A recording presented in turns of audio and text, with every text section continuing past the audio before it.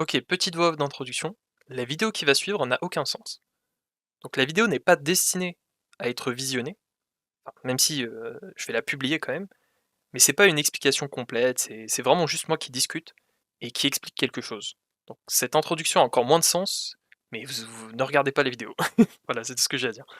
Ok, donc il y a à peu près un mois, j'ai sorti ma première vidéo. C'est la vidéo où j'explique qu'Obsidian, c'est un logiciel que j'aime beaucoup, mais que malheureusement, ça ne m'aide pas à prendre des notes. Donc je pensais qu'Obsidian c'était la solution pour prendre des notes, et je me suis rendu compte que pas du tout. Donc j'ai commencé avec le livre Comment prendre des notes intelligentes. Je me suis rendu compte que ce livre-là cachait quelque chose, et après ça j'ai découvert le livre Anti-Notes Zettelkasten, où là j'ai découvert la version papier de la prise de notes Zettelkasten. Et je me suis rendu compte qu'elle était beaucoup plus élaborée et beaucoup plus importante que la version digitale. La version digitale, c'est pas vraiment une méthode de prise de notes. Ça marche pas vraiment. Alors que la version papier, ça marche. Donc ça fait un mois que j'ai sorti cette vidéo, et depuis, j'ai pas du tout, mais pas du tout retouché à la méthode. Parce que j'étais en train de faire d'autres choses. Donc j'étais par exemple en train de faire de la programmation, et pendant que je faisais ma programmation, j'ai l'habitude de prendre des notes. Je prends tout le temps des notes, mais c'est des notes de cours. C'est pour apprendre des choses sur le coup.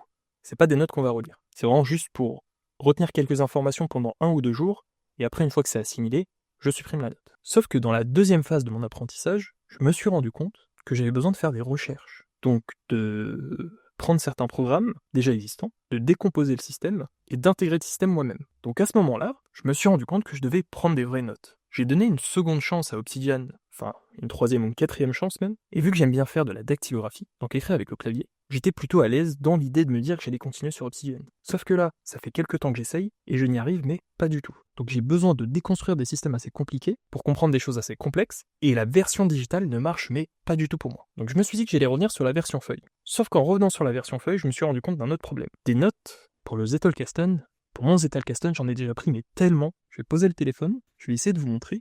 Donc ça, c'est ma première version de Zettelkasten. J'ai déjà pris énormément de notes, même si on dirait pas comme ça. Et en fait, toutes ces notes-là, elles m'ont servi à rien. Et c'est là qu'il y a un autre problème qui rentre en compte. Zettelkasten, dans la version papier, ça ne sert à rien si on ne réutilise pas les notes pour créer ou publier. Donc c'est un peu compliqué, mais en gros, je me suis toujours dit que prendre des notes, ça devait être très important, ça devait être très utile, et que ça nous permettait d'être plus intelligent. Mais c'est pas tout à fait vrai. En fait, prendre des notes, c'est surtout pour partager l'information à d'autres personnes. Donc là, je suis un peu dans ce dilemme. Je me suis rendu compte que prendre des notes, c'était pas pour devenir plus intelligent, mais pour partager de la connaissance. Et en partageant de la connaissance, on assimile mieux l'information. Donc, Zettelkasten, version papier. Si on ne réutilise pas nos notes pour créer un contenu public, donc quand je dis public, je parle du fait de prendre cette information pour la redonner à quelqu'un.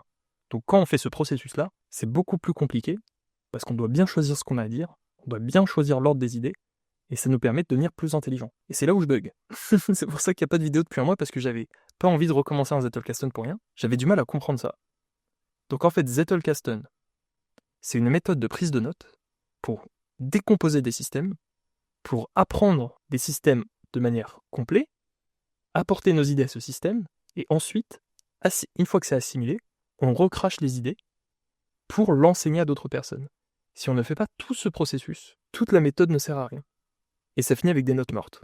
Donc là, j'ai un gros paquet.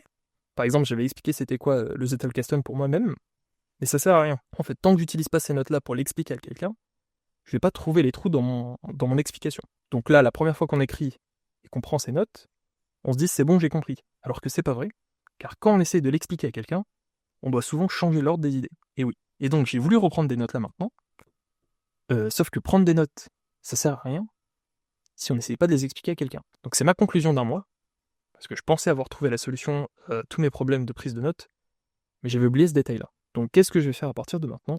C'est une très bonne question.